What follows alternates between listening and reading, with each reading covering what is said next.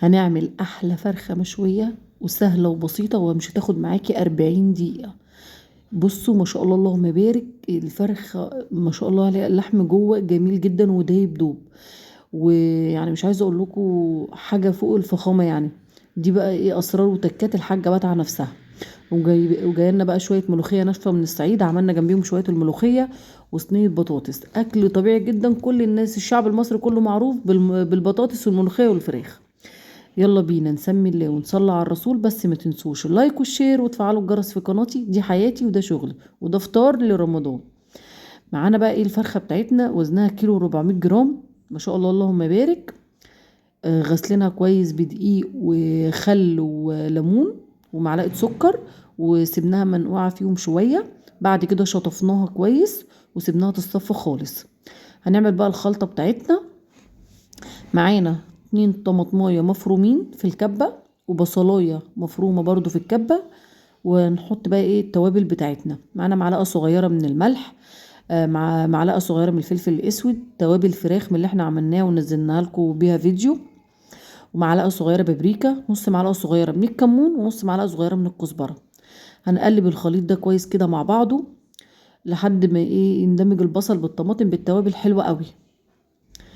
احنا مش عايزين نزود الملح لان هي هتتملح زيادة لوحدها، لان هي الفرخة هتقعد ساعتين في الخلطة دي. ما شاء الله اللهم بارك. هنجيب بقى السكينة بتاعتنا ونغزها غزتين كده حلوين عشان خاطر ننتقم منها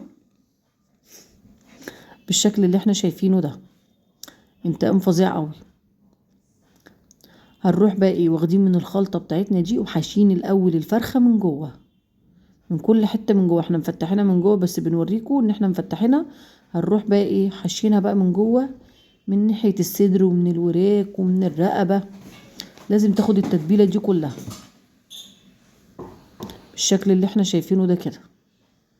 التتبيلة دي هي اللي هتديها الطعم التحفة بتاع الشوي. طبعا كلنا عارفين الفراخ المشوية دي بنفس الطريقة بتاعت المحلات اللي هي بيحطوها على السير ويخليها تلف قدامك ويغيظك بيها. لا احنا عملناه في البيت محدش يغيظنا بالشكل اللي احنا شايفينه ده كده. الحشوة كده هنحطها في كل حتة في الفرخة.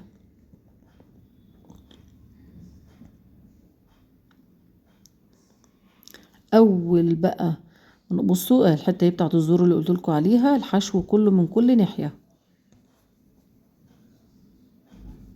خلصناه بقى بالشكل ده كله. هنغطي بقى بالتتبيلة من بره الفرخة بتاعتنا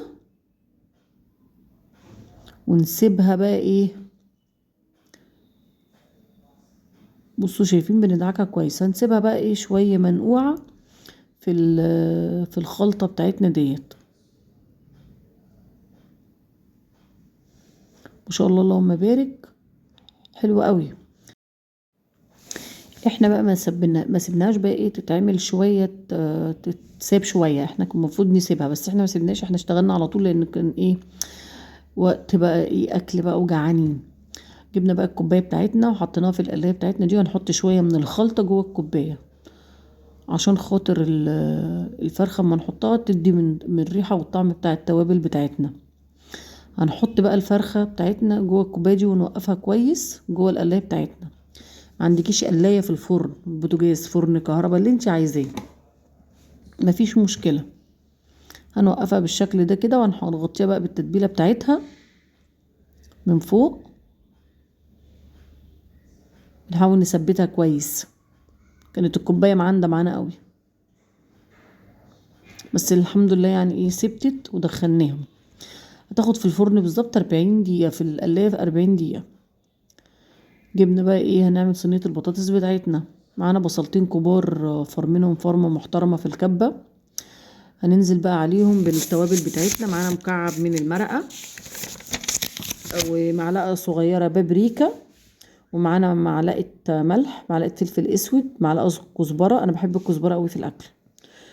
والتوابل بتاعتنا اللي احنا عاملينها اللي هي متعدده الاغراض دي بحب احطها قوي في البطاطس، بتدي طعم خرافه جدا.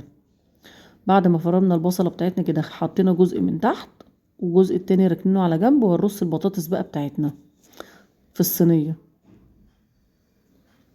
بعد ما خلصنا رص البطاطس هننزل ببقيه البصل من فوق كده على البطاطس بتاعتنا. بالشكل اللي احنا شايفينه ده. هنجيب بقى ربع كيلو قوطة فرمينه في الكبة برضو، وهننزل على البطاطس بتاعتنا وهندخلها الفرن على طول تستوي. ما شاء الله اللهم بارك، هتاخد بالظبط نص ساعة مش اكتر من كده. بعد ما خلصنا الفرخة بتاعتنا طلعت بالشكل ده زي ما انتوا شايفين كده، نايمة على بطنها زعلانة مننا، مقموصة عشان احنا هناكلها. وعملنا جنبها شوية رز بشعرية. وايه رأيكم شوية الملوخية الصعيدي دول كانوا تحفة والله. ما تنسوش بقى اللايك والشير وتفعلوا الجرس في قناتي دي حياتي.